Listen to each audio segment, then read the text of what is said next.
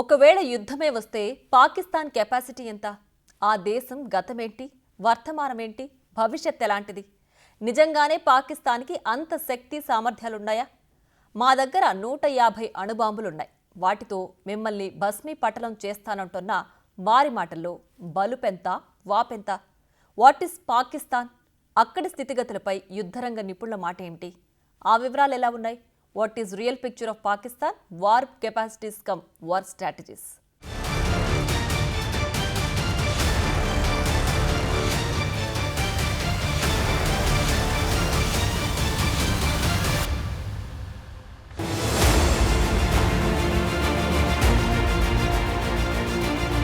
పహల్గామ్ దాడి జరగడానికి 3 రోజుల ముందు on record Pak army chief Munir Asim ఒక మాట అన్నాడు. మనం హిందూ భారత్ కి వ్యతిరేకంగా ఒక పౌర యుద్ధం చేయాల్సి ఉందని కామెంట్ చేశాడు. మునీర్ ఆ మాటలన్న 3 రోజుల తర్వాత పహల్గామ్ దాడి జరిగింది. దీన్ని బట్టి చూస్తే పాకిస్తాన్ హస్తం లేకుండా ఈ దాడి జరిగే ఛాన్స్ లేదన్నది ఎక్స్ ఆర్మీ ఆఫీసర్స్ అంటున్న మాట.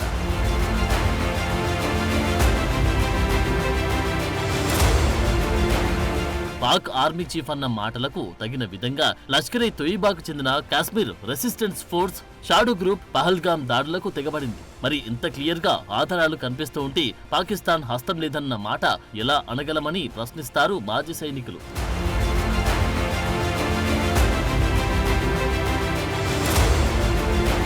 మునీర్ ఐఎస్ఐ చీఫ్ గా ఉండగా లష్కరే తోయిబా వంటి ఉగ్ర సంస్థలతో సంబంధ బాంధవ్యాలు నెరిపాడు కూడా. వీటన్నిటిని బట్టి చూస్తే ఇది 100% పాక్ ప్రేరేపిత ఉగ్రవాదమే కన్ఫర్మ్ గా చెప్పొచ్చంటారు భారత సైనికులు. పహల్గామ్ దాడితో ఒక్కసారిగా దేశమంతా ఉలిక్కిపడింది. మృతుల సంఖ్య 26, 28 ఏదైనా కావచ్చు, కానీ 150 కోట్ల భారతీయులకు అది చెంప చెల్లుమనిపించింది. మన శక్తి సామర్థ్యాలను, ధైర్య సాహసాలను ముక్కుసూటిగా ప్రశ్నించింది. ఒక్క మాటలో చెప్పాలంటే ఇది మనకు అత్యంత ఘోరమైన అవమాన భారం, దారుణమైన పరాభవం కూడా. మరి మనకు జరిగిన ఈ అవమానానికి తగిన శాస్తి చెప్పాలా వద్దా అని నిలదీస్తున్నారు మాజీ సైనికాధికారులు.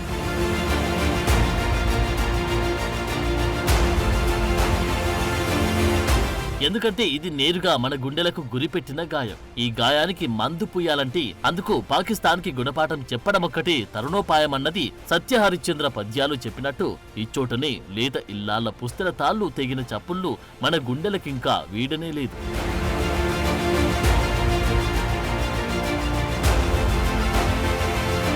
ఇది చాలా ఘోరమైన అవమాన భారం. ఇంత పెద్ద ఎత్తున సైనిక సంపత్తి ఉండి, ఇంత భారీ మంది మార్బలం ఉండి, మన నవవధువు మన కంటి ముందే తన భర్తను కోల్పోయి గుండెలవిసీలా ఏడుస్తూ ఉంటే మనమంతా చూస్తూ ఊరుకుంటే ఎలా అన్న ప్రశ్న యుద్ధ విమానాల కన్నా భయంకరమైన శబ్దం చేస్తున్న విధం చెవులను చిల్లులు పొడుస్తుంది.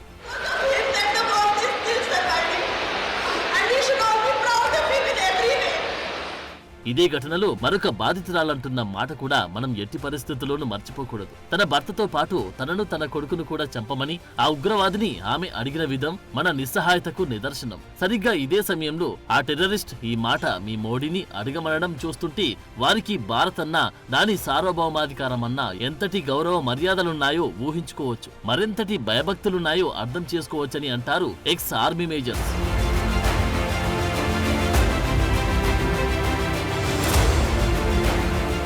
వారి దమ్ము ధైర్యం కాదు, మన చేతగానితనం కింద లెక్క. దీన్ని ఎట్టి పరిస్థితుల్లోనూ మనం చూస్తూ ఊరుకోకూడదు. ఇది పాక్ ప్రేరేపిత ఉగ్రవాదపు పైశాచికత్వానికి పరాకాష్ఠగా వీరు అభివర్ణిస్తారు. మనం ఇలా వదిలేస్తూ పోతూ ఉంటే ఇలాంటి ఉగ్రదాడులు మరిన్ని జరిగే అవకాశం ఉంది. దీన్ని మనం చేజేతులా కొడి తెచ్చుకోవద్దనే హెచ్చరికలు జారీ అవుతున్నాయి.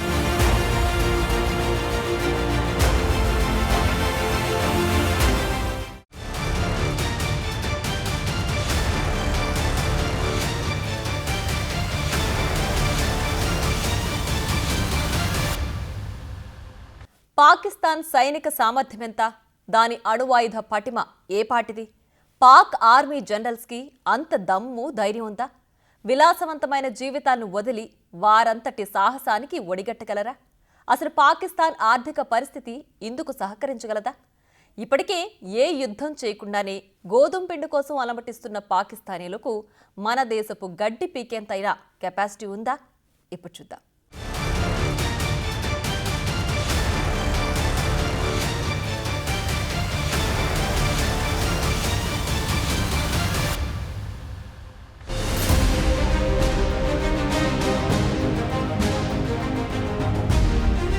మనమంతా కలిసి పహల్గాం దాడికి గట్టిగా బదులు చెప్పాల్సిందే, తప్పదు. ఆ టెర్రరిస్టులు 3, 6, 8 మందా అనవసరం. వారు అలా ఉంటారు ఇలా ఉంటారన్న మాటలు నిరుపయోగం. వారికి స్కెచెస్ వేసి చంకలు చరుచుకోవడం వల్ల ప్రయోజనం శూన్యం. వారి మృతదేహాలను కళ్ళ చూడాలి. మన గడ్డపైకొచ్చి ఇంత ధైర్యంగా తుపాకీ దూసి మన వారి ప్రాణాలు తీసిన వారిని భూమి మీద లేకుండా చేయాలి. ఇలాంటి దుర్ఘటనలు ఇకపై మన దేశంలో చూడకూడదు. ఈ దాడిని ఎంతమాత్రం ఉపేక్షించకూడదు. ఇది భారత మాజీ సైనికాధికారుల మాట.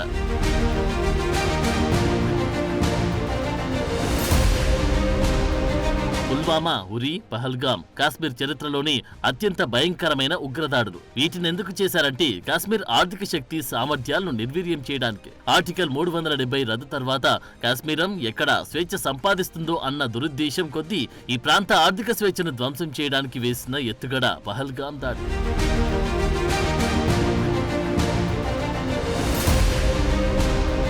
ఈ దాడికి భారత్ ఖచ్చితంగా స్పందించి తీరాల్సింది. లైన్ ఆఫ్ కంట్రోల్ ని తప్పక ఛేదించాల్సింది. అసీం మునీర్ మరో జిహాదీ ఉద్యమానికి తెరలేపకముందే మనమీ కార్యాన్ని ముగించాలంటున్నారు మాజీ సైనికాధికారులు. ఈ మొత్తం దాడి వెనుకున్న పాక్ ఆర్మీ చీఫ్ కి, అతడి వెనుకున్న ఐఎస్ఐకి, వారి వెనుకున్న జిహాదీ గ్రూపులకు ఎంటైర్ పాకిస్తాన్ ఎన్నటికీ మర్చిపోని గుణపాఠం చెప్పి తీరాల్సిందే అన్నది వీరి వాదన.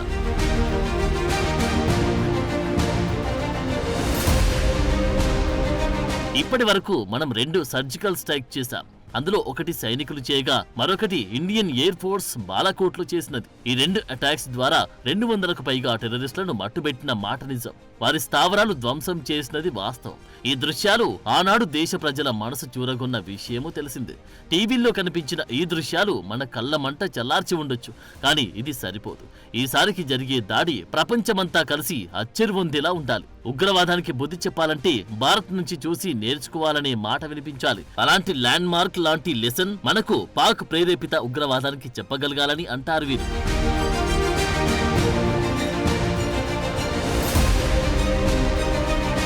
మన దగ్గర అందుకు తగిన అవకాశాలు ఉన్నాయని చూస్తే first of all Bharat Pak పై చేసే దాడులను అడిగేవారు లేరు.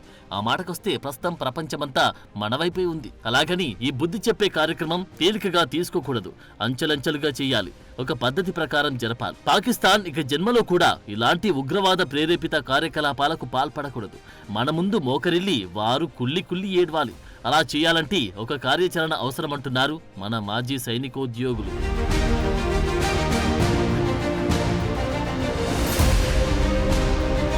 స్టెప్ 1లో భాగంగా చూస్తే కాల్పుల విరమణ ఒప్పందం రద్దు చేయాలి. 3-4 ఏళ్ల క్రితం నాటి జనరల్ బజ్వా తన దేశ ఆర్థిక పరిస్థితి కారణంగా తన సైనిక శక్తి సామర్థ్యాలు సన్నగిలడంతో మనల్ని వేడుకొని సాధించుకున్నది.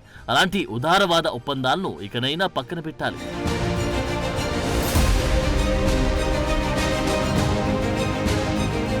ఇక రెండోది ఏంటంటే మన మీడియం ఆర్టిలరీని రంగంలోకి దించాలి. బోఫోర్స్ మల్టీ బేరల్ రాకెట్ లాంచర్లను పీఓకేలోని టెర్రరిస్టు స్థావరాలపై ప్రయోగించాలి. మన ఆయుధ ప్రయోగాలకు అక్కడి టెర్రరిస్టుల కూచాలు కదిలిపోవాలి. వీటితో పాటు మరికొన్ని పాకిస్తానీ స్థావరాలపై మనం గురిపెట్టాలి.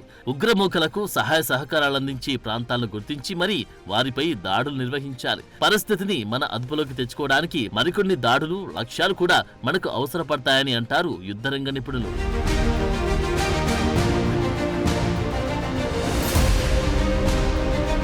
మూడో స్టెప్ ఎలాంటిదని చూస్తే బ్రహ్మోస్ వంటి మన క్షిపణుల ద్వారా లాహోర్, కరాచీ వంటి ప్రాంతాల్లో తలదాచుకున్న టెర్రరిస్టులను హతం చేయాలి. వారి స్థావరాలు కూడా లేకుండా చూడాలి. కాకులను, పావురాలను చంపి అదే పెద్ద గొప్పగా చెప్పుకోవడం కాదు. మనము ఉగ్రవాదులే కాదు, పాకిస్తానీలు, ఈ ప్రపంచమంతా కూడా భారత్తో పెట్టుకుంటే ఎలా ఉంటుందో కల్లార చూడాలి. అంతటి టెర్రర్ అటాక్ చేయగలగాలి. పహల్గాం దాడుల సమయంలో కేకులు కట్ చేసుకున్న వారి గుండెలదరాలని వీరు కుండబద్దలు కొడుతున్నారు.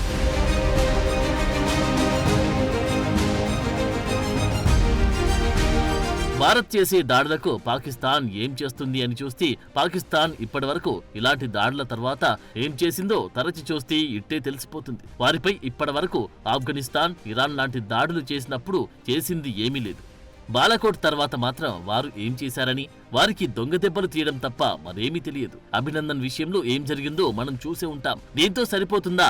మనకు ఇలాంటిది సరిపోదు. ఇలా సరిపోలేదు కాబట్టి ఇదిగో ఇలాంటి పహల్గాం తరహా దాడులు జరుగుతూనే ఉన్నాయి. దేశవాసులను చిన్నా చితకా దాడులతో తరచూ మభ్యపెట్టలేం. ఎందుకంటూ ఒక శాశ్వత పరిష్కార మార్గం కనుగొనాలి.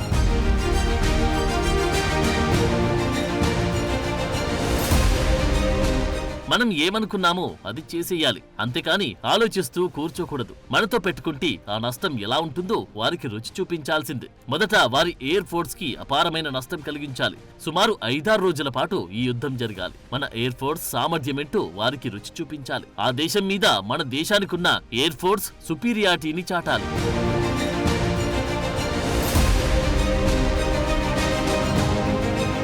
ఇకపోతే మనకున్న మరో ఆప్షన్ పాక్ ఆక్రమిత జమ్మూ కాశ్మీర్ ని స్వాధీనపరచుకోవడం, ఆ ప్రాంతాన్ని తిరిగి మన భారతదేశంలో కలుపుకోవాలి. ఇలా స్టెప్ బై స్టెప్ పాకిస్తాన్ ని ఆత్మరక్షణలో పడేయాలి. ఇలాంటి చర్యలతో పాకిస్తాన్ ఎకనామీ ఒక్కసారిగా కుప్పకూలిపోతుంది.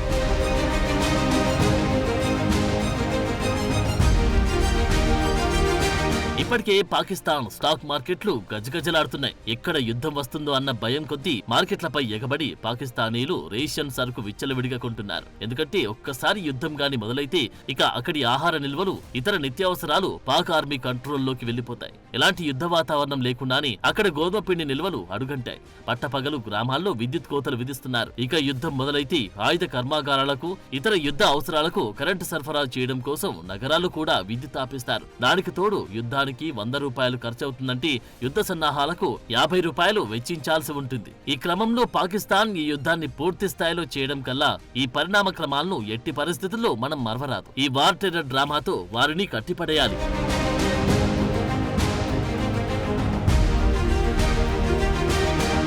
పాకిస్తాన్ న్యూక్లియర్ స్టేట్ అనేది మరో భ్రమ. రష్యా కన్నా పెద్ద గొప్పేమి కాదు. ఉక్రెయిన్తో 3 ఏళ్లుగా జరుగుతున్న యుద్ధంలో రష్యా ఎన్ని న్యూక్లియర్ మిస్సైళ్లను వాడింది, పాకిస్తాన్ ఎందుకు భిన్నం అనే వారికి మరో ప్రశ్న. ఆ మాటకొస్తే ఇదే పాకిస్తాన్ కార్గిల్ వార్లో ఎన్ని న్యూక్లియర్ వెపన్స్ వాడింది, న్యూఢిల్లీలో ఎన్ని న్యూక్లియర్ బాంబులు వేసింది. మనకి న్యూక్లియర్ కెపాసిటీ ఉంది. ఇక్కడ భారత్ వాటిని దీపావళి కోసం దాచి ఉంచలేదంటారు సైనికులు. हमारे पास न्यूक्लियर बटन है, यही कहते थे. हमारे अखबार वाले भी लिखते थे पाकिस्तान के पास भी न्यूक्लियर है. तो हमारे पास क्या है भाई? ये दिवाली के लिए रखा है क्या?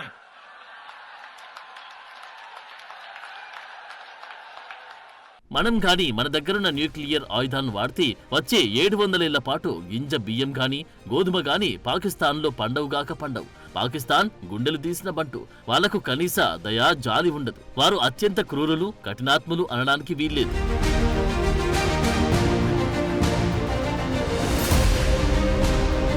ఇవన్నీ ఇలాగుంటే పాకిస్తాన్ సైన్యాధ్యక్షులు అత్యంత పిరికివారు. వారికి తమ ప్రాణమంటే ఎంతో మక్కువ, ఎక్కువ. అందుకే వారు తాము నివసించే బంగ్లాలకు అత్యంత కట్టుదిట్టమైన భద్రతా ఏర్పాట్లు చేసుకుంటారు. వారేంటూ వారి భార్యల నగా నట్రాల హంగు హార్బాటలేంటూ బెంజికార్ల విలాసాలేంటూ అన్నట్లుగా జీవిస్తుంటారు. ఇలాంటి సుఖభోగాలు వదిలి వారు తమ ప్రాంతం మొత్తం నిర్వీర్యమైపోవాలని ఎట్టి పరిస్థితుల్లోనూ కోరుకోరు. తమ పదవుల ద్వారా పొందుతున్న ఇంతటి హంగు ఆర్భాటాలను వదిలి వారు న్యూక్లియర్ పొగల వాసన ఆస్వాదించాలని కోరుకోరు. పాక్ ఆర్మీ దగ్గరున్న న్యూక్లియర్ వెపన్స్ భయపెట్టడానికి తప్ప వాడడానికి కాదని అంటారు నిపుణులు.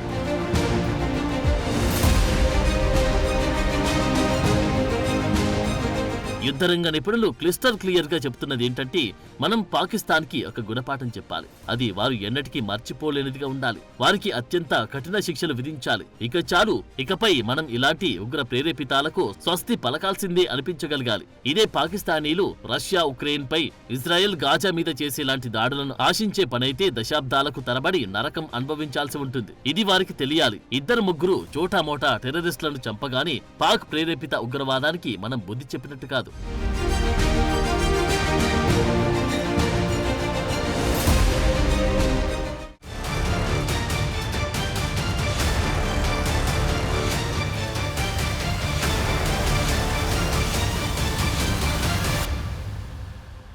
ఈసారి మనం కొట్టే దెబ్బ పాకిస్తాన్ ఉగ్రవాదం మన భూభాగంలోకి చొరబడ్డానికి 1కి 10 సార్లు ఆలోచించాలి.